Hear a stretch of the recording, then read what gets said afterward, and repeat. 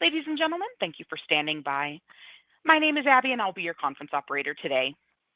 At this time, I would like to welcome everyone to the Six Flags Entertainment Corporation First Quarter 2025 earnings call. All lines have been placed on mute to prevent any background noise. After the speaker's remarks, there will be a question-and-answer session. If you would like to ask a question during that time, simply press star followed by the number one on your telephone keypad. If you would like to withdraw your question, press star one a second time. Thank you. And I would now like to turn the conference over to Six Flags Management. Go ahead, please. Thanks, Abby. And good morning, everyone. My name is Michael Russell, Corporate Director of Investor Relations for Six Flags. Welcome to today's earnings call to review our 2025 first quarter financial results for Six Flags Entertainment Corporation. Earlier this morning, we distributed via wire service our earnings press release, a copy of which is also available under the News tab of our Investor Relations website at investors.sixflags.com. Before we begin, I need to remind you that comments made during this call will include forward-looking statements within the meaning of the federal securities laws. These statements may involve risks and uncertainties that could cause actual results to differ from those described in such statements. For a more detailed discussion of these risks, you may refer to the company's filings with the SEC. In compliance with the SEC's Regulation FD, this webcast is being made available to the media and the general public, as well as analysts and investors. Because the webcast is open to all constituents and prior notification has been widely and unselectively disseminated, all content on this call will be considered fully disclosed. On the call with me this morning are Six Flags Chief Executive Officer Richard Zimmerman and Chief Financial Officer Brian Witherow. With that, I'll turn the call over to Richard. Thank you, Michael. Good morning, everyone. Thanks for joining us today. I would like to start by sharing my perspective on where we are as we ramp up operations at all 42 of our parks in our first full year as the new Six Flags. We are making meaningful progress in tapping the full potential of the merger. We are seeing stronger market response to our exciting new slate of rides and attractions, improving guest satisfaction ratings, and executing on our plans to deliver significant cost savings. I'm very pleased with the pace of the integration work, and I want to thank our teams for their tireless efforts on all fronts over the past several months. As we noted in our earnings release this morning, our results showed the operating loss that is typical for a seasonal business that has very few parks in operation during the first quarter of the calendar year. While the operating loss in the quarter was greater than the combined loss of the legacy companies in 2024, it was only slightly greater than what we expected in our operating plan and was consistent with the level of off-season investment necessary to prepare our parks to open. Despite the weather and other macro-level challenges we have faced to begin the year, we remain confident in our outlook for the business, and especially in our 2025 operating plan. Our plan was built around a strategy to minimize lower-value operating days, particularly in the first and fourth quarters, maximize the number of operating days in the second and third quarters, and make upfront investments that will enhance the guest experience and drive demand and revenue generation as we head towards the heart of the 2025 operating season. Our confidence is backed by the solid results we generated in April despite recent weather issues. The positive momentum we are seeing in long lead indicators such as season pass sales and school and youth group bookings, and the excitement being generated in our markets by the compelling slate of new rides and attractions we are introducing this year. While overall April results fell short of expectations due to the recent bout of cold and wet weather, we are nonetheless encouraged with the improving trends we saw, particularly on good weather weekends earlier in the month of April.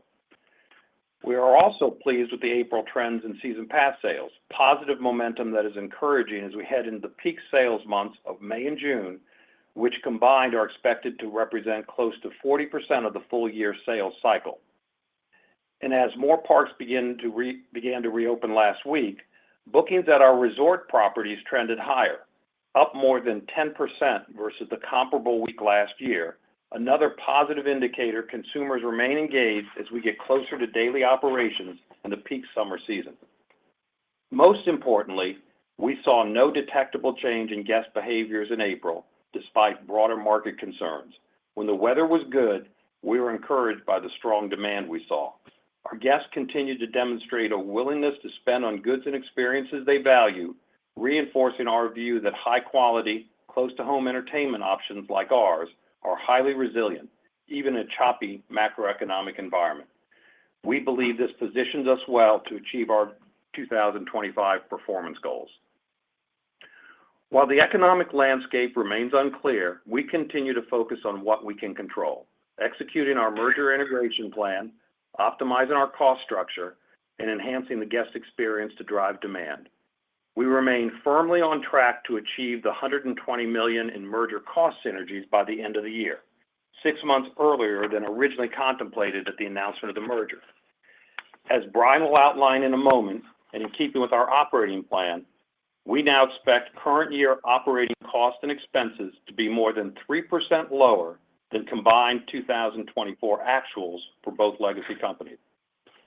As part of our cost reduction plan, we are engaged in a corporate restructuring process designed to flatten our organizational structure, streamline decision-making, and drive cost efficiencies. As an example, earlier this month, we eliminated multiple senior executive leadership positions at the corporate level and consolidated functional ownership under a few key leaders.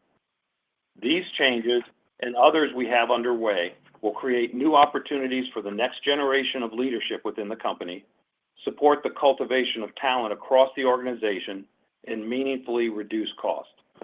Once this initiative is completed, we will have reduced our full-time headcount by more than 10%.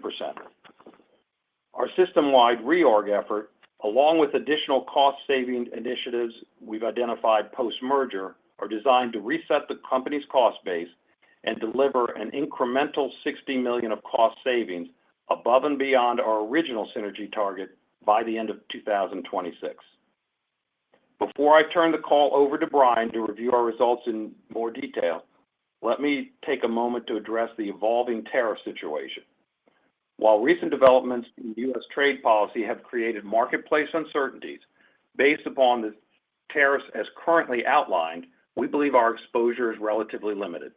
The fact that labor represents more than 50% of our operating cost structure inherently minimizes the potential impact of any new tariffs. On the non-labor portion of our cost structure, we believe we are well positioned to substantially absorb or offset any impact without significantly affecting our cost structure or margin outlook. Naturally, our teams are already actively working with suppliers and sourcing partners, pursuing mitigation strategies to offset these impacts through material substitutions, alternative sourcing, and where appropriate, pricing adjustments to protect our margins. We will continue to update the market as additional clarity becomes available. With that, I'll turn the call over to Brian for a review of our financials. After his remarks, I'll return with some closing thoughts. Brian? Thank you, Richard, and good morning. I'll begin by providing some additional color on our first quarter and April results before providing an update on select balance sheet items. First, it's important to remember that the first quarter is not indicative of full-year performance. We would normally expect the quarter to represent roughly 7% of full-year attendance and revenues, and we incur considerable costs during the first few months of the year related to preparing our parks to open. The small number of operating days and the higher fixed nature of our early season cost structure limits our upside and makes even small variances in performance look more meaningful than when it really reflects in terms of full-year performance. Based on actual first quarter results, this year's first quarter performance tracks closer to approximately 5.5% of full-year attendance and closer to approximately 6% of full-year revenues based on our current full-year outlook. As we noted in our earnings release this morning, first quarter results were impacted by operating calendar shifts, including strategic changes that were made to key park events such as the Boysenberry Festival at Knott's Berry Farm, which shifted into the second quarter this year.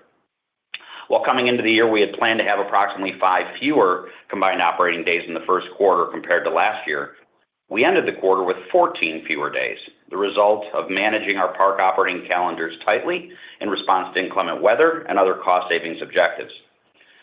The fewer operating days, combined with the shift of the Knott's Berry Farm Boysenberry Festival to the second quarter, were the biggest drivers of first quarter year-over-year attendance and revenue declines. Timing variances that we expect to reverse in the second and third quarters as we expand our operating calendars, particularly at our parks where the opportunities for attendance growth are the greatest. Looking at April demand trends, which even out some of the early season calendar shifts, attendance over the past 5 weeks was up a little more than 1% compared to the prior year. This was despite the Midwest being plagued by heavy rain and cooler than normal temperatures over the last 2 weeks of the month, a strong indication that demand for our parks remains strong when not disrupted by weather. We estimate the impact of weather on April attendance was approximately 175,000 visits. Normalizing for the weather difference, April attendance would have been up approximately 8% on a year-over-year basis. Meanwhile, guest spending trends during the first quarter were also affected by the operating calendar changes. This led to a mix shift to lower priced tickets in the absence of higher demand events like the Boysenberry Festival, which also shifted higher in-park spending visits into the second quarter. As expected, April per capita trends improved from the first quarter, consistent with the shift in our operating calendars and higher attendance levels. Based on trends to date and the strategic initiatives we have planned for the season, we expect per capita spending to continue to increase as we get deeper into the season and attendance levels move higher and length of guest stays increase. Coming out of the first quarter, we were pleased to see momentum in the sale of season passes and membership strengthen. The recent robust performance, despite the weather disruptions at the end of April, narrowed the sales gap to prior year to approximately 2% in terms of units sold and 3% in terms of total sales. Shortfalls that our team is focused on closing as we head into the critical May-June sales window. Based on our current program strategies, we expect the average price of a season pass at our legacy Cedar Fair parks to be up 3 to 4% over the balance of the sales cycle, while the average price at our legacy Six Flags parks is projected to be essentially flat to prior year, the result of changes to the product structure and a mix shift in pass type sold.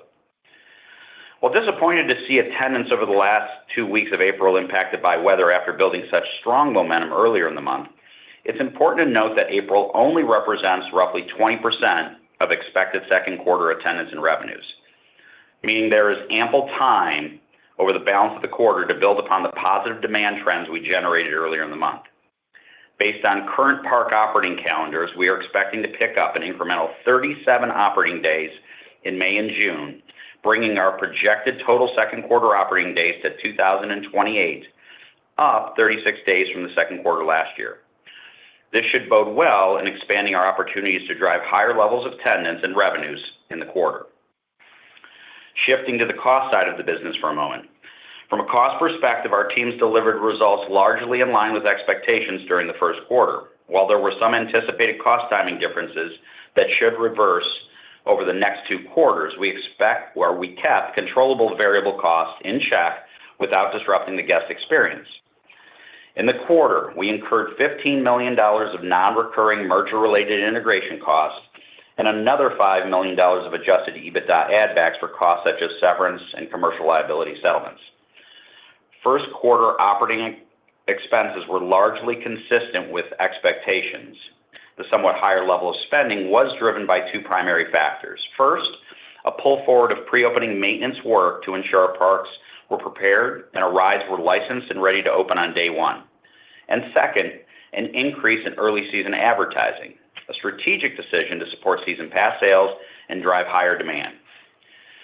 These decisions resulted in an estimated expense timing difference in the quarter of approximately $10 million, which we would expect to reverse over the balance of the year. While remaining nimble in our approach, we are committed to making decisions like these that set us up for a much stronger performance as demand builds into the key second and third quarters, which by themselves are expected to represent 95% or more of a full-year adjusted EBITDA.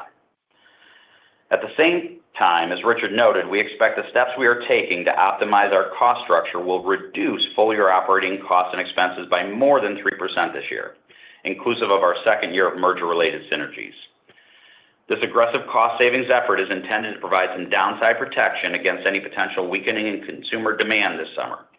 The targeted cost reductions do not contemplate any potential outsized impacts related to tariffs, which we expect to be minimal based on the available information at this time. As we noted in this morning's earnings release, we are maintaining our full year 2025 adjusted EBITDA guidance of $1.08 billion to $1.12 billion. Our confidence in our ability to deliver another strong performance this year is underscored by the resilience of our business model. as demonstrated in the past by the rapid recovery from macro events, including the Great Recession of 2008-09 and the COVID disruption. As a close-to-home, less expensive, and less complicated choice for entertainment, our parks have historically performed well throughout various cycles, as families always find a way to make time for fun. We believe those same staycation attributes are even more relevant today, and combined with an outstanding 2025 capital program, position us well as we head into the peak summer season. Now turning to the company's balance sheet for a moment. We ended the quarter with ample liquidity, including $62 million of cash on hand and $179 million of available capacity under our revolving credit facility. Of the company's $5.3 billion of gross debt at the end of the first quarter, which included $626 million in borrowings on our revolving credit facility, approximately 70% is fixed through long-term notes. And outside of $200 million in senior notes that mature in July of this year, we have no significant maturities before 2027. We are monitoring the credit markets and evaluating options to address our July notes, including the possibility of using projected balance sheet liquidity to fund payoff. Regarding our CapEx programs, during the first quarter, we spent $140 million on capital expenditures, which is consistent with our previously disclosed expectation to spend $475 to $500 million for the full year in 2025. As we have previously said, our plan is to invest a similar amount in 2026. Beyond our CapEx plans, we are in a strong position to use excess free cash flow to pay down debt as quickly and efficiently as possible. With that, I'd like to turn the call back over to Richard. Thanks, Brian. As we look towards the rest of the year, I'd like to take a few minutes to expand on our strategic roadmap and how we're positioning Six Flags to deliver sustainable growth in 2025 and beyond. First and foremost, as I mentioned earlier, we've made significant progress on our merger integration and synergy realization plans. From a systems perspective, our IT integration is on track. Guest data across all parks will be migrated to our in-house ticketing platform by year-end, providing a seamless experience for all park pass holders and enabling a more unified approach to pricing, promotion, and CRM. Integration of the full technology stack remains a multi-year initiative, although we're pleased with the groundwork that has already been laid to advance that effort. Our ongoing portfolio optimization efforts are another key of our strategy to strengthen the business and realize the full potential of the merger. I'm pleased to say that these efforts are well underway, as evidenced by the recent announcement of our plans to close our Maryland parks after the 2025 season. The decision to sunset Six Flags America and Hurricane Harbor at the end of this season was a difficult but necessary one, a decision that aligns with our broader priorities to simplify our operations, reduce portfolio risk, and focus resources on high-margin, high-growth parks. Proceeds from the divestiture of non-core assets such as this will support debt reduction, and the transactions are expected to be cash flow accretive, reduce our leverage ratio, and modestly improve EBITDA margins. It's premature to provide a specific timetable for the sale process, but it's reasonable to say it could take 12 to 18 months or more to complete. Along with other asset sale efforts, including excess land adjacent to Kings Dominion near Richmond, Virginia, we will work diligently with our real estate advisors to execute these transactions as efficiently as possible while maximizing value. As it relates to future divestiture of assets, we don't have any plans to close any additional parks at this time. We will continue to evaluate all options and consider other potential transactions to enhance shareholder value. In the meantime, we are excited at the prospect of operating all 42 of our parks for the 2025 season. We have also made great progress building out our capital plans for the next few years, with our capital strategy remaining disciplined and tightly aligned with our growth priorities. As Brian mentioned earlier, we still expect to invest approximately $1 billion on capital projects for the 2025 and 2026 seasons. Should macroeconomic conditions meaningfully change, we will have several levers at our disposal to reduce our use of cash. Most meaningfully is our ability to quickly adjust the scope of our CapEx program. Approximately 30% of our annual CapEx budget is allocated to infrastructure projects that are more discretionary, have shorter lead times, and can often be delayed until later periods. along with our ability to adjust our operating cost structure up and down to match demand levels, this affords us the flexibility to rationalize our use of cash should market conditions change materially from plan. We will continue to be disciplined and nimble in deploying capital. Despite broader concerns around the economy, we remain focused on executing our strategic roadmap, driving top-line growth, capturing synergies and resetting our cost structure, optimizing our portfolio of assets, and improving capital efficiency, which positions Six Flags well to deliver quality earnings growth, substantial free cash flow growth, and enhanced value for our shareholders. We are excited to share more details of our long-term strategy at our upcoming Investor Day, where we will outline our growth objectives through 2028, the pathway to a 40% margin, and a clear line of sight for unlocking more shareholder value. In closing, I want to thank our associates for their commitment to delivering an exceptional guest experience. To the investment community, we appreciate your continued support and confidence and look forward to keeping you updated on our progress as we pursue our long-range targets. Abby, that concludes our opening remarks. Please open the line for questions. Thank you. And we will now begin the question and answer session. If you have dialed in and would like to ask a question, please press star one on your telephone keypad to raise your hand and join the queue. If you would like to withdraw your question, simply press star one a second time. If you are called upon to ask your question and are listening via speakerphone on your device, please pick up your handset and ensure that your phone is not on mute when asking your question. To be able to take as many questions as possible, we ask that you please limit yourself to one question and one follow-up. You may rejoin the queue if you have additional questions. Again, it is star one if you would like to join the queue. And our first question comes from the line of James Hardiman with Citigroup. Your line is open. Hi, this is Sean Wagner on for James Hardiman. I believe the 36 additional operating days works out to about 2% growth in operating days in the second quarter. How do you expect attendance and sales growth in that quarter to compare to that number? I'll let Sean, it's Richard. I'll let Brian take the number aspect of it. What I will say, I'll reiterate what we said in our guidance. We, from the beginning, have believed that second and third quarters are where the opportunity were as we look at the combined park portfolio.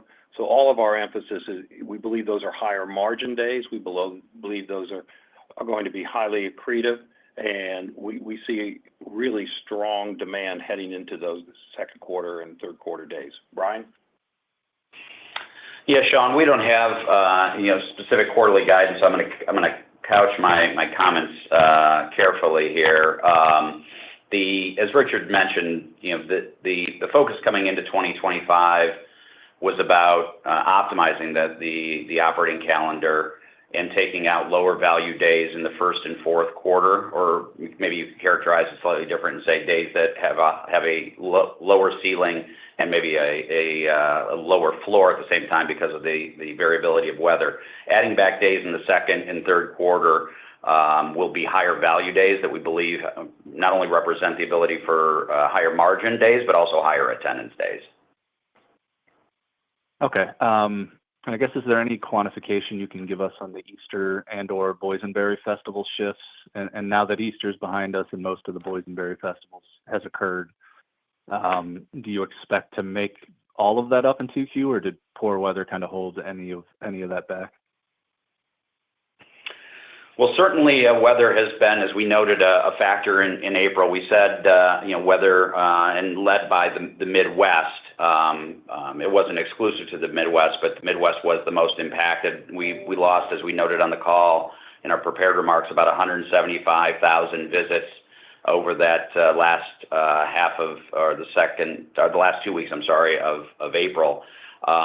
Boysenberry is still ongoing. The event isn't over. It runs through May, at the middle of May at Knott's. And so Boysen will have sort of lapped by the time we get to the end of the second quarter. We do believe, as we were just talking about, the opportunities to add those days in May and June are going to be greater or have greater upside than what was potentially lost in April because of the weather. Now, May and June could also face weather issues. That's the uncertainty of an outdoor entertainment business. But we're excited about the potential that the May and June represent with those incremental operating days. Okay, and just to clarify, is there any quantification you can give us on I guess the attendance impact that the Easter or the Boysenberry Festival shifts had? Boysen would have been the most pronounced, and Boysenberry. Now again, the event's not over, so I don't want to give an uninformed number on Boysen. I think we'll be in a better position to tell you exactly what shifted after the Boysenberry event has fully wrapped. Okay, thank you very much. And our next question comes from the line of Steve Wieczynski with Stifel. Your line is open. Yeah, hey guys, good morning. Good morning, Steve. How are you guys? Hope you guys are doing well. So Brian, just want to clarify something. I think you mentioned, I'm pretty sure you mentioned in your prepared remarks that you're expecting the first quarter attendance to represent, I think you said about 5.5% for the full year, and then first quarter revenues to be about 6% for the full year. And that's, that's different than what I think was in your release. I think your release says it should be about 7% for both. I assume that's more historical versus anything else. And just want to clarify that I heard you right there, because I think there's a lot of folks and investors out there that are kind of a little bit panicked about what was in the release. Yeah, Steve. The 7% would be more of a historical or what we would normally expect coming into a year. Given some of the headwinds around timing of operating calendars and other factors, the pace that we're on right now, you heard correctly. On attendance, we're currently tracking where first quarter would represent 5.5% of full year attendance based on our outlook over the balance of the year, and revenues closer to 6%, which is inside of what would be a normal course or a historical pacing for the first quarter. I think the key thing to take away is that the first quarter is not a material quarter by any stretch. It's a very important quarter from a setting up the stage for getting the parks ready to open. But in terms of the trend lines, as we said, it's somewhat of an inconsequential or not indicative quarter when it comes to what full year potential looks like. Okay, gotcha. Thanks for that, Brian. And then second question, probably for you, Richard, but want to ask about the decision to close the Six Flags park in Maryland. But look, I guess the thesis is essentially shut the park down. That land there, I mean, I'm from Maryland. That land has to be worth a decent amount of money, and then you'll be able to keep the majority of those folks, essentially at your Kings Dominion Park, which is relatively close in the grand scheme of things. So, I guess the question is we kind of look across your portfolio. I know you said you're not actively looking to shut other assets down, but to me, it would seem like there are other opportunities to do the same type of thing across the portfolio. And so while you're maybe not shopping something today, is that the right way to think about it? I think, Steve, let me answer it this way, Steve. I think it's a good question. As I think about that particular land parcel, and we think back to the transaction that we did at Legacy Cedar back in 2022 with the land underneath our Santa Clara Park, there are times where you have unique opportunities, and this truly is unique. And I put the land in Maryland underneath our DC Park and the land at Richmond underneath the excess land at Richmond. Both have huge potential to generate values that's far in excess of what we think we can produce in terms of results going forward. So when we look at the ability to redeploy capital, we try to be good stewards of the capital that's invested in this company.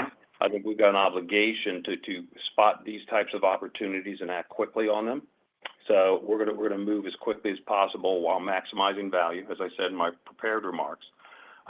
We do have now, parks all across North America. So, there's lots of opportunities for people to buy tickets to our parks in every region, including the DC area, the Baltimore area, and down through, Raleigh and Richmond as well.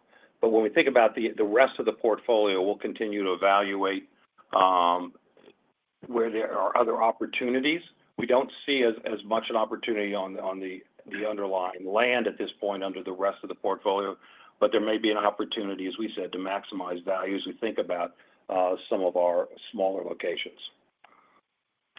Okay, gotcha. Thanks for that, guys. Really appreciate it. Thanks, Steve. And our next question comes from the line of Arpine Kocharyan with UBS. Your line is open.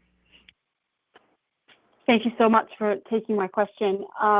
So, Brian, Richard, I entirely hear you on the Easter shift and events kind of moving out of Q1 into Q2.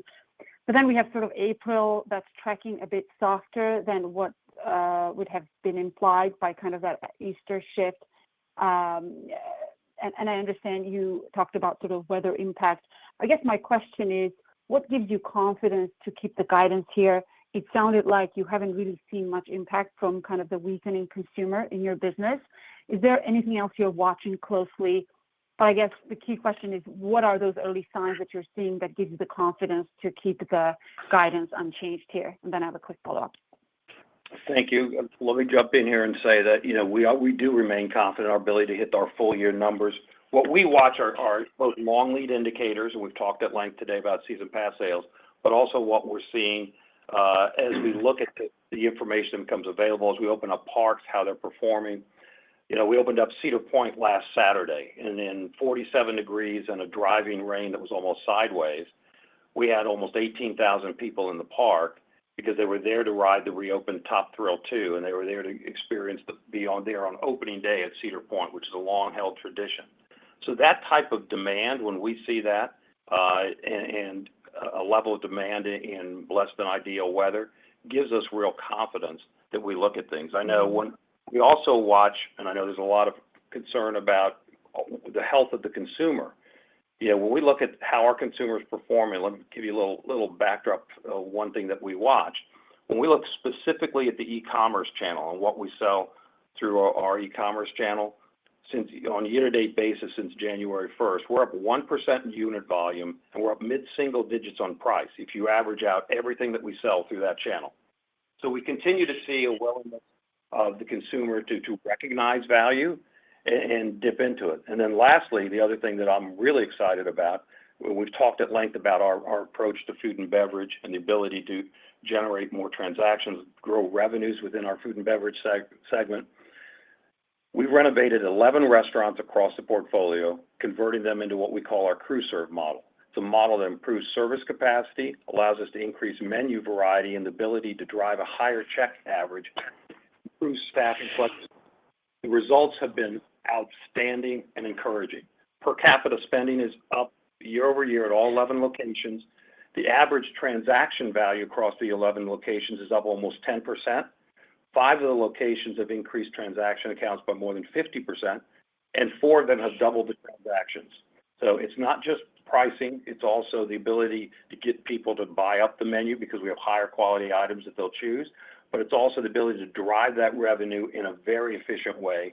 And when we look at it, that's part of the formula here where we're going to continue to drive that in-park spending. So that combined with our approach to cost management, and I'll reinforce that what Brian and I both said in our prepared remarks, we anticipate that operating costs and expenses will be down 3% or more in this calendar year.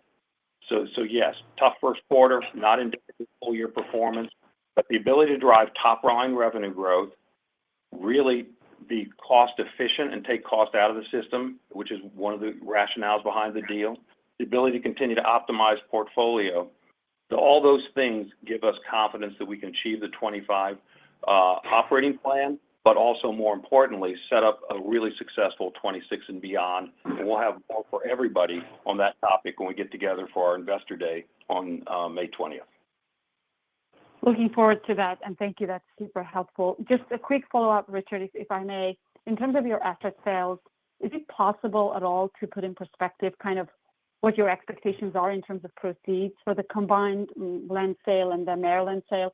I guess I'm trying to understand what's the extent of deleveraging we could expect from those, to the extent you can answer, understanding there could be some sensitivity around how much you can say. So I appreciate anything I could get. I'll let Brian weigh in as well, but we'll have a lot more to say in terms of our deleveraging target and how we see both the proceeds from this and any other potential action between now and 2028. We'll have more to say on that on May 20th. But we're looking to unlock significant proceeds, particularly from the land sales. And then, were we to approach anything else, it'd have to be something that would generate significant impact. But it's really about also reducing the complexity of our business model and making sure that the capital we're putting back in the business goes towards those high potential, high revenue growth opportunity sites. Brian?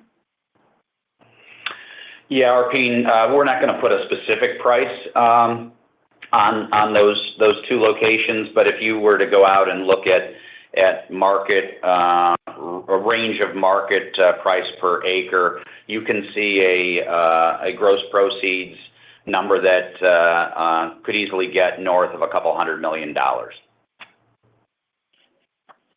Thank you very much.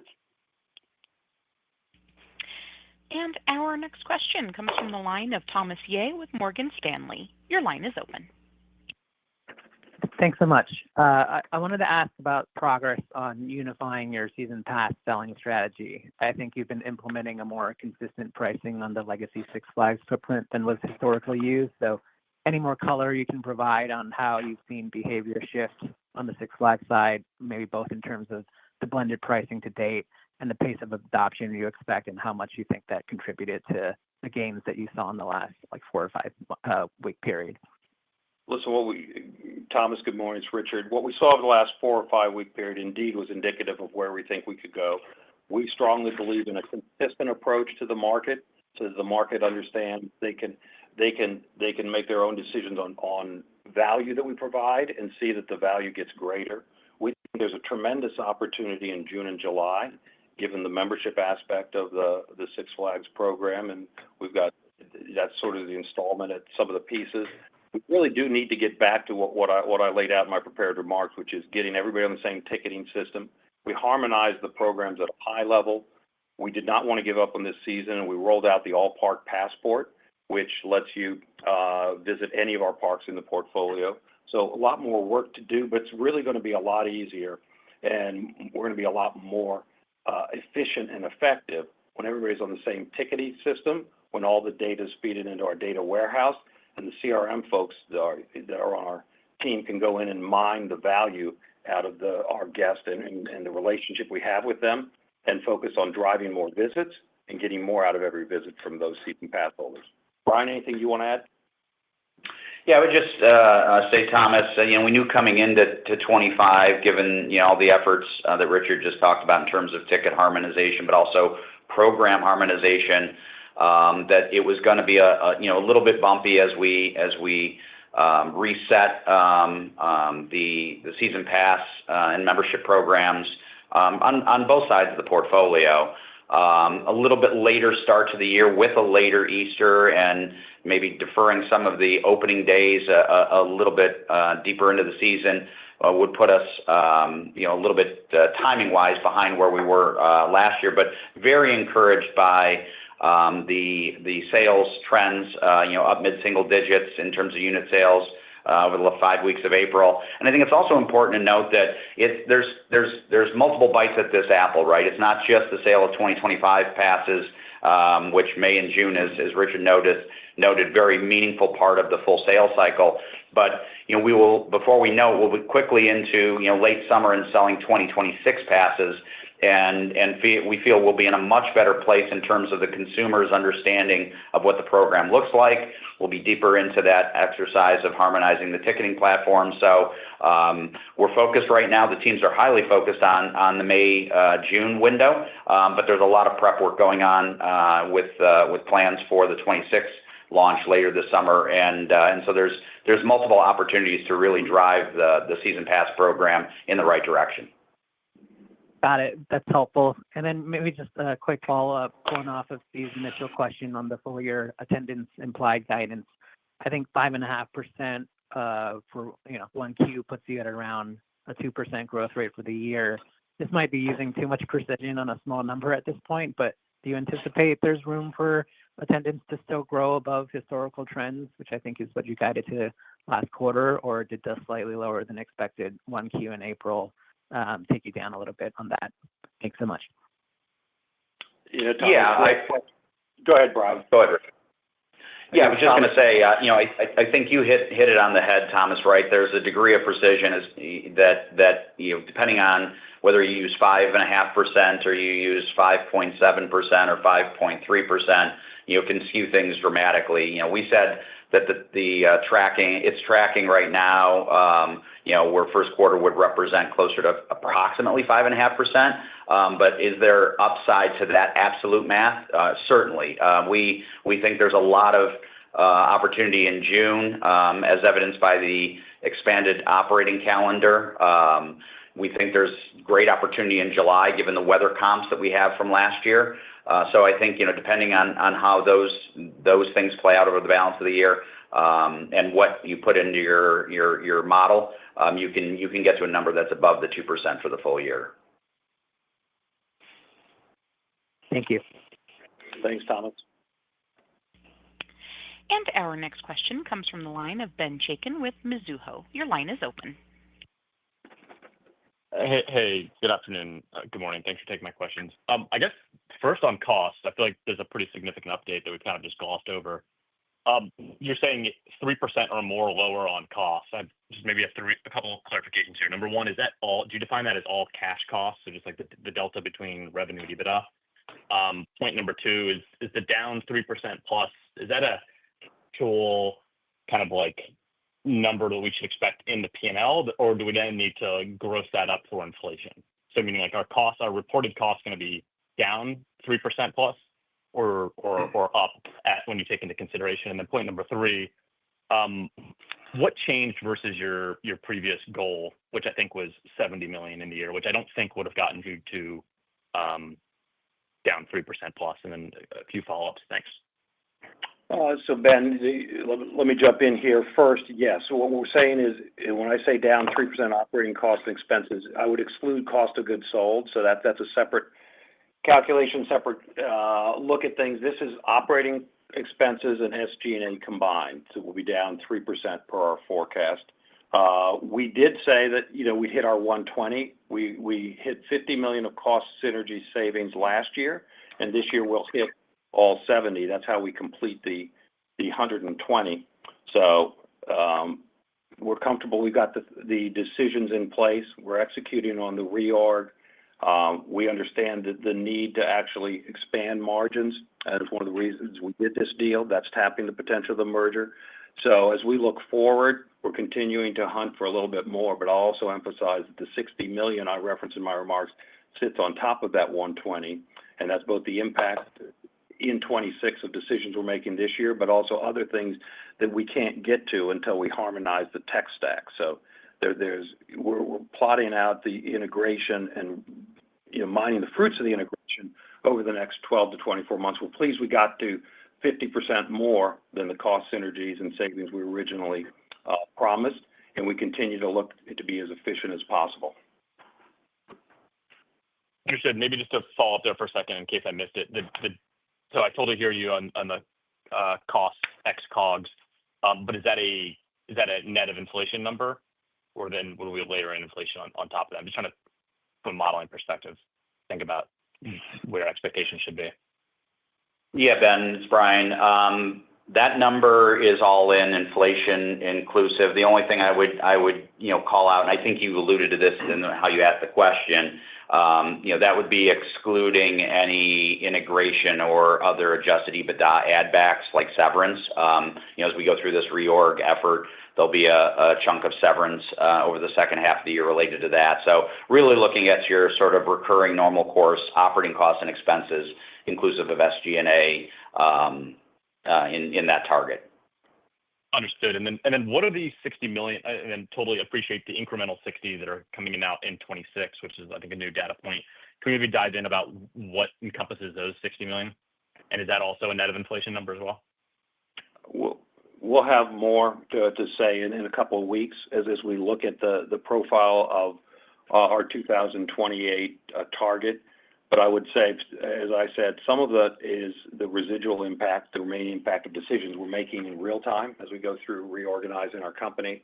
Some are things that we can't get to until next year. We're still building out the operating plan, but we think that that level of savings takes a big chunk out of the inflation impact in next year. So, Brian? Yeah, and I would say right now that target, Ben, may be slightly different. That's a gross synergy or cost savings target for 26. We'll be doing a lot more work as we get into later in here into 25 and building out the 26 plan, where inflation and some of those other things that may offset. But that's our gross incremental synergy piece that sits above and beyond the original 120 that we had announced with the merger.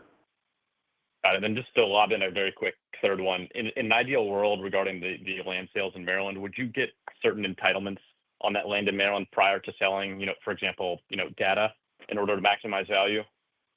Are you trying to do that currently? Is maybe a better way of asking it? We're working closely with the jurisdictions in Richmond and also in DC to make sure that the process yields a benefit for the company, but certainly a benefit for the community. Entitlements are always part of that process.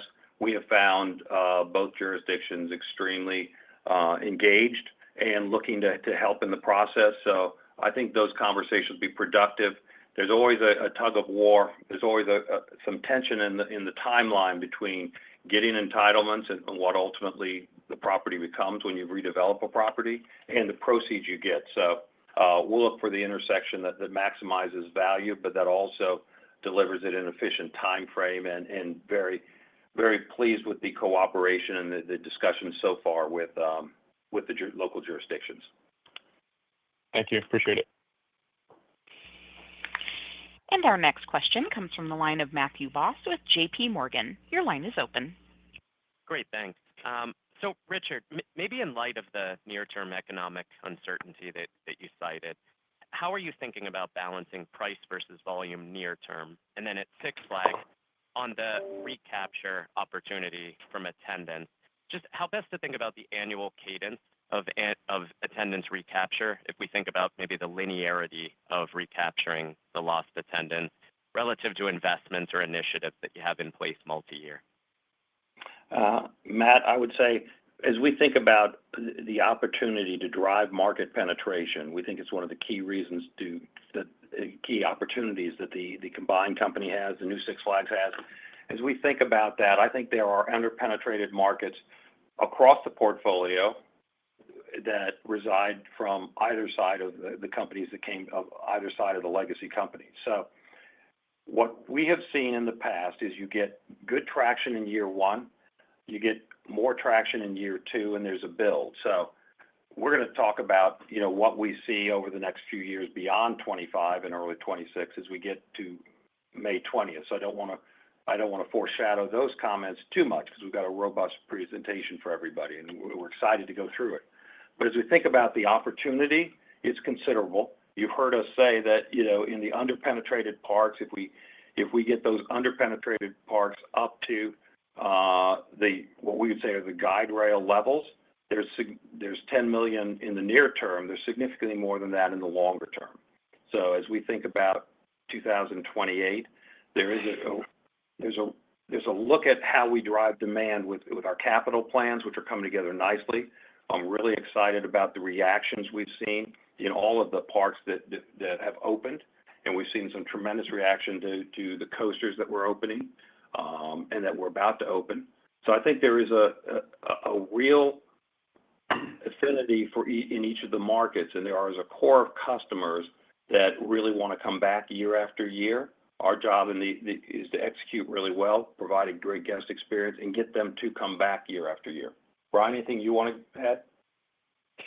I'd just say, Matt, at a high level, the 25 business plan is certainly built and focused around driving demand, as Richard said, tapping into the opportunities that are in front of us. But at the same time, we remain confident in our ability to improve guest spending. That opportunity will increase as we get deeper into the season. As you referenced sort of the cadence of attendance, and you've heard us talk about keeping our parks comfortably crowded.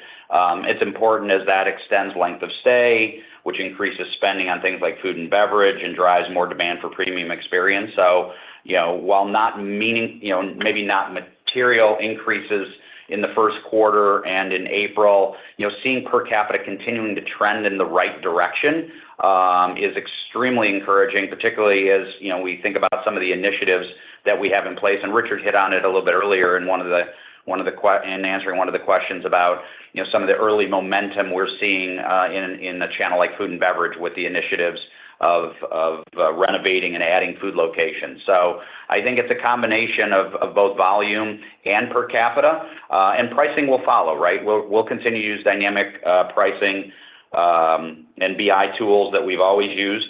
But one thing that we should note is we're putting a floor on pricing. While dynamic pricing cuts both ways, we're not looking to, we've said this before and we'll continue to say it, we're not discounters.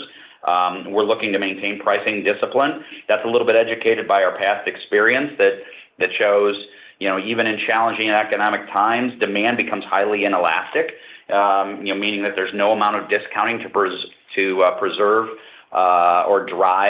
attendance or drive the consumer to behave any differently than they're going to. So we'll lean into pricing more than we'll take pricing down. Great. And then maybe just to follow up, Brian, on the cost side, could you just walk through the puts and takes to consider as it relates to maybe this year's reset of the base relative to the underlying operating cost growth to consider as we think about relative to the low to mid-single digit growth historically? Yeah, so I think coming into this year, as Richard said in previous remarks, it's a continuation of the effort that began last year after the merger closed. Challenging, for us to make significant changes in the middle of the season. So there was a lot of planning and a lot of work that was going on at that point in time, but we had to wait on a lot of those changes until after the season wrapped, which for some of our parks was early November, and other parks it wasn't until early January. So the exercise to reset the cost base is across the board. It involves, as we've said, a review and a reset of the org structure. It involves leaning in on other non-headcount related cost savings, whether that be the harmonization of our IT stack or driving better terms with our vendor partners and suppliers. So it's across the spectrum, quite frankly, Matt. I would say early on, it skews a little bit more heavily. The opportunity skews a little bit more heavily on the headcount side of things, and then starts to pivot a little bit more towards the non-headcount. As Richard said, there are some things that are contractually tied up for a little longer than you'd like, and so you get to them maybe later in 25, or they're part of the 26 algorithm for cost savings. In terms of the headwinds, there's always inflation, and so we're dealing with that. But as we noted it to Ben's question, we've accounted for that in our target of 3% or more cost reduction. So Matt, let me jump in here. We said that this would be the great reset when we put these companies together, and 2025 will prove to be that. When we talk about re-architecting our business, it's not just re-architecting the org structure. We've gone in and applied a lot of science, benchmarking different sites against each other. We've gone in and taken the time to redo our decision-making processes.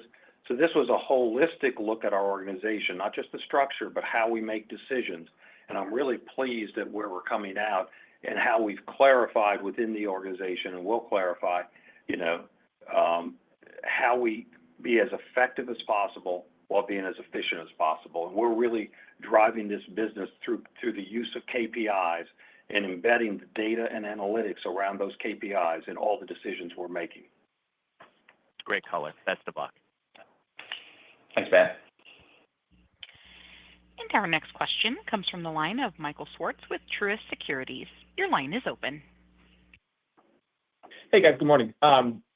Maybe just with all the macro and consumer uncertainty out there, maybe if we just take a step back and go back to prior periods of consumer weakness, where do we typically start to see some of the cracks in the foundation as it pertains to your business?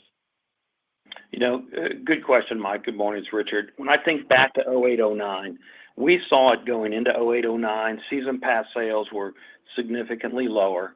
we saw group bookings not just eroding, but we actually had groups calling us up and canceling.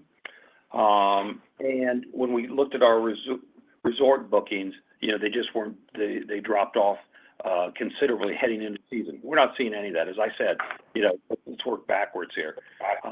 We've seen a 10% increase in opening weekend of Cedar Point and bookings for that weekend. So people are booking later, but they're booking. We've seen an increase in our small group booking channel, which is our groups that are 15 to 100. That's showing strength. Youth and student groups are showing a lot of strength, so we're not seeing it there. We are seeing companies being cautious, but we're also seeing companies saying, I may not book my spring outing. What do you got available in the fall? So they're looking a little bit longer. But with season pass, north of 55 to 60% of our attendance, we really watch that channel most closely. And then again, what we saw, and I'll go back to what I said about our e-commerce channel, just looking at everything we sell in our e-commerce, volume up 1%, pricing up mid-single digits. It means that we don't see the erosion of the consumer that maybe some other businesses are seeing. That's not to say that it's not there in other sectors, but our consumers in our markets are reacting the way we would expect them to as we head into late spring. Okay, great. That's super helpful. And then maybe one off question on the first quarter. And I know there's a lot of noise in the quarter given the timing of Easter and some of the calendar shifts. But when I look at the legacy Six Flags business, it looks like the rate of EBITDA decline was nearly triple what it was last year. Maybe just help us unpack why that was. Yeah, Mike. So I think as you look at the two sides of the portfolio, we certainly with the Six side of our portfolio, the Six Flags parks, more of those opening up earlier. We invested, and it's a big chunk of the timing difference I mentioned on the cost side. I'd say more of it is happening from the cost side as we brought forward a lot of off-season, whether you want to call it maintenance or pre-opening costs. We brought a lot of those from a timing perspective earlier in the year here in 2025. And so that's a bigger part of the equation on our Six Flags side of the portfolio. On the Cedar side, a little bit more of the headwind is related to the shift of Knott's Berry Farm, but that's really the only park that we have on that side of the portfolio that has any significant or meaningful first quarter operations. On the Six side, we did see a little bit of headwind on some of the calendar issues, but not as demonstrative as maybe what we saw with Knott's Berry Farm's Boysenberry Festival. Okay, super helpful. Thank you. Mm-hmm. And our next question comes from the line of Ian Zaffino with Oppenheimer. Your line is open. Great. Thank you very much. I know that you can talk about F&B and you seem to be leaning very much into it and it seems to be going well. But have you seen any type of shifts on the F&B side? Like, are people still, is the uptake on, more discretionary F&B, if you call it that, maybe like alcohol or something along those lines? Is there any type of softness or anything along those lines there? Or is it pretty much as robust there as it is kind of in the other F&B offerings? Thanks. Yeah, Ian, it's Richard. You broke up a little bit. I think you asked about the various pieces of F&B. I would say we've seen strength in our meal category. We've seen real strength in beverages. We've still seen great strength in adult beverages. So it really has been across the board. Weekend by weekend, I would tell you that if it's a rainy weekend, you don't get as much snack selling. So snacks go down a little because length of stay is probably not the same. But we've seen on normal, same day weather to same day weather, sunny weather, strength across all the things that we track. And we still got, I mentioned the 11 locations that we've already opened. We still got a couple more going to open in May. And I will tell you here at our local Charlotte park, we're putting in an adult swim-up beverage bar that is just everybody has been asking me about. So we see the desire of our consumers to really come and enjoy the food and beverage segment, and it really seems to resonate as a guest satisfier. We like it as a revenue growth potential, but it also is something people talk about, and then one of the reasons they keep coming back. Okay, then thanks. And then, maybe to broaden the question, just geographically, can you maybe tell us how, business is kind of geographically, some of the competitors have commented on like West Coast softness. Have you seen any of that at all, or is it pretty much broad-based, geographically, stable? Thanks. I would say Brian can weigh in here, but I would say what we've seen, and Brian referenced it, is because we had a couple of inclement weather weekends, rainy weekends, Midwest and East Coast, that sort of colored it. But no, when we've had good weather, we've seen what we would expect to see throughout all the regions. So, but again, it's a limited sample size at this point. We're only 15% of our operating days in, so it's a little hard to get a read on the whole portfolio when the whole portfolio is not up and operating. That'll be in early June when everybody's 7 days a week. So that's when we'll have a real meaningful look at the different regions. But I will say historically what we've seen, the Midwest has been rock solid the last 4 years. That's continued to perform really well. The coast have a little more impact from weather, particularly the East Coast. But what we like about, and we'll talk about on May 20th, the geographic diversity means we don't have more than 30% of our attendance or revenues in any particular region. That well-diversified model was one of the keys to doing the merger, and why we feel really good about that diversification. Although it does take an adjustment for Brian and I. Anytime you look at the weather map, we've got parks everywhere. So if there's weather anywhere, it's going to be near us. All right. Thank you very much. And we appreciate your patience. We have 5 questions left in queue, and we would like to take them all. Our next question comes from the line of Chris Woronka with Deutsche Bank. Your line is open. Hey, good morning, guys. Thanks for working overtime on the call here. I was hoping to talk a little bit about guest mix at Six Flags. I know you did the chaperone policy when you closed the deal last summer. I know there was a little bit of near-term disruption with that, but looking forward, and I understand your commentary about pricing on Six Flags legacy passes maybe being flat. Do you think you can get to where you want on mix this year, or is that more of a multi-year project?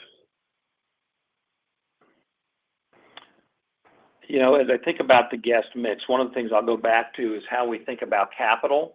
And, we've always said, and we'll reiterate as we talk about this business, we think there's a rotation in any market of thrill rides, family product, and water product. You see that in our mix this year. We've got water park renovations and expansions at LA and Dallas. You see coasters in several parks. You see here at Charlotte and a couple other markets, family product going in. I think what we've seen, Chris, is the broad profile of what we would expect to see as we broaden our mix. So the markets are reacting. Chaperone policy has been helpful in the key markets across all of our company, and we use that extensively. But I do think when you offer things that appeal to different segments, you'll start to broaden your base over time. Okay. Thanks, Richard. Then a quick follow-up just related to that. It's also kind of a CapEx question, which is, I know you said about 30% of your CapEx might be infrastructure. I don't think that relates to any of the maintenance stuff you were working on at Six Flags with respect to lighting and the little things that had kind of gone undone over the years. Are you satisfied that as you head into peak season at the legacy Six Flags parks that you've got all the little things that need to be fixed, or they kind of in place by now? Yeah, I'll let Brian weigh in. We continue to look at things that we can do to improve the guest experience. We prioritize those things that I think the guests give us much value at. Listen, as a guy who ran a park, I will tell you I walked the site that I was responsible for the first year, and 10 years later, I still hadn't gotten to everything. So the list is always long. We see things that sometimes our customers don't, but they're important to us. So we're going to continue to make improvements year by year and make sure that we're giving priority to those things the guests value most, which is why we're so focused on food and beverage, because we get a lot of credit for that. There's high perceived value, and it really drives our demand. Okay. Hey, thanks, guys. Appreciate it. And our next question comes from the line of Lizzie Dove with Goldman Sachs. Your line is open. Hi there. Thanks for taking the question. I know there's a lot of moving pieces, but just to kind of round everything out with the kind of calendar shifts you mentioned in 2Q and 3Q and kind of timing of cost shifting and attendance shifting, any help in how to think about the kind of cadence of EBITDA for the year? I think, the midpoint would imply the next three quarters grow around, call it 15%, but I'm curious if that's more weighted, second quarter, third quarter, fourth quarter, based on just some of the operating calendar shifts that you mentioned. Yeah, Lizzie, it's Brian. I mean, as we said, the biggest opportunity and the focus coming into this year was second and third quarters. I think third quarter is pretty obvious to everyone as it's the lion's share of the operating calendar. But second quarter represents some great opportunity, particularly May and June, given the expanded number of days in those months. As we said on the call, those two quarters together have the potential to be 95% or more of full year EBITDA. And so, again, a lot of the timing is often influenced by macro factors like weather. And we've always been very confident then when weather can be a little choppy early in the year, you still have plenty of runway to make it up. So it gets difficult to be precise in an imprecise world like that. But I think the second and third quarters do provide the opportunity to be a significant part of the growth story for 2025. Got it. And then, Brian, I think you said up front that you're expanding your operating calendars, and there's particularly at some parks where you see the opportunities for attendance growth are the greatest. I'm curious, which are those parks where you see the biggest opportunity or kind of turnaround story or uplift story from here that you would consider to be, call it your most core parks? Yeah, so as Richard mentioned, there's a number of parks in the portfolio that, from a penetration rate, sit lower than some of the better performing parks. There's some, and so we'll focus on those. I think it's also important to call out that the planned operating calendar changes, the additions we're making, those are always there's always a little bit of degree of variability to that, meaning that when weather's a little unfavorable, we're going to manage that day maybe out of the system from a cost management perspective. And when we see strong demand, particularly, and this is more of a comment that you would see us make changes maybe late August and into the fall. When we see strong demand, we're not afraid to add days in and ride that demand. So, I think if you look at the operating calendar, you're going to see some very obvious things. We're adding some days back in June at Six Flags Over Texas as an example. We think that makes a lot of sense in that market. But there are a number of other markets in the system that we see a lot of opportunity for. Carowinds is a fast-growing market. We're continuing to look to find ways to add days in the fall where we can tap into strong momentum. Great, thank you. And our next question comes from the line of Brandt Montour with Barclays. Your line is open. Good morning, everybody. Thanks for taking my question. So just on the pass sales, digging in a layer deeper, you gave the overall pass revenue pace. You gave the pricing between the two legacy systems. I was wondering if you could maybe talk about it on a volume or a unit basis, just sort of when we think about the different pricing, and I understand there's different strategies, but just to give us a sense on sort of momentum on the different programs. Yeah, I think in terms of maybe I'll try and answer it this way. In terms of the outlook, we're trying to drive higher volumes on both sides of the combined portfolio.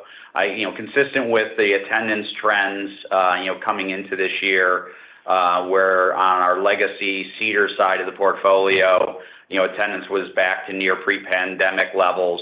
The season pass base is somewhat reflective of that. On the Six side of our portfolio, attendance is still well off of pre-pandemic levels, and because season pass and membership is such a big part of our overall attendance, you can assume that the pass base is down as well to pre-pandemic levels. So the volume opportunity, much like for attendance, is higher at our Six parks, but we're not satisfied and going to settle for the volume numbers that we have on the Cedar side as well. So we're going to lean into both. If I was trying to separate between the two, I'd say the opportunity for volume is higher on the Six side right now than the Cedar side of the portfolio. The pricing, we can be a little bit more aggressive, as we noted in our prepared remarks, on the Cedar side because of that. Okay, that's helpful. And then just a bigger picture question on the full year guidance, obviously reaffirming EBITDA. And you called out macro in the release, and you've got some other moving pieces, right? Sounding a little bit better on OpEx, and obviously 1Q was a bit tough versus plan. But when I take a step back and think about all the comments you guys gave today about demand momentum and what you're seeing in terms of top line KPIs, it doesn't seem like you're implying any change to your plan for top line for the year. But please let me know if I'm sort of walking myself off a cliff here. No, I would say, listen, we are encouraged by a number of things we've seen at the KPIs that we look at. We came in thinking that there was meaningful top-line growth to go get. We still believe that, so we're chasing that hard. We're also trying to be as responsible as possible on the cost side and make sure that we, as we've talked at length on this call, get to the meaningful cost savings that combination of driving the top line and meaningful cost reduction should drive a healthy increase in margin. But I've commented throughout this call on various channels. We see things that are encouraging, but I'm looking forward to getting all 42 of our parks open so we can get a real read on where everything is. Thanks, everyone. Thanks, Greg. And our final question comes from the line of David Katz with Jefferies. Your line is open.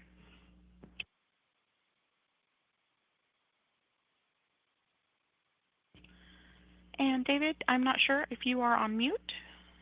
Sorry about that. Thanks for taking my questions. I appreciate you staying on just a little bit longer. Just very quick detail. Number one, there was some discussion about $200 million in deals. And I think, what we heard is American Hurricane was 100 plus, but there's a couple hundred. Could we just unpack that a little bit? Are we what else is in that couple of hundred? Are you ready to talk about that at this point, or are we saving that for Ohio? No, I'll let Brian clarify, but the comments about the real estate value of the land in Richmond and the land in DC could be $200 million or more, I think is what we said. Correct. Yeah, we're not putting a price on anything separate at this point, David, and we're still working through the process with our real estate advisors, and going to try, as Richard said, maximize those values. We were just trying to put a neighborhood. If you look at market prices out there on a per acre basis, you can get the math that's north of 200 for those two combined locations that we've talked about to this point. Understood. And then just my second question is, I hope you would just give us a little insight on the technology side of things. And I know, Richard, you've talked about analytics, being kind of a decision driver.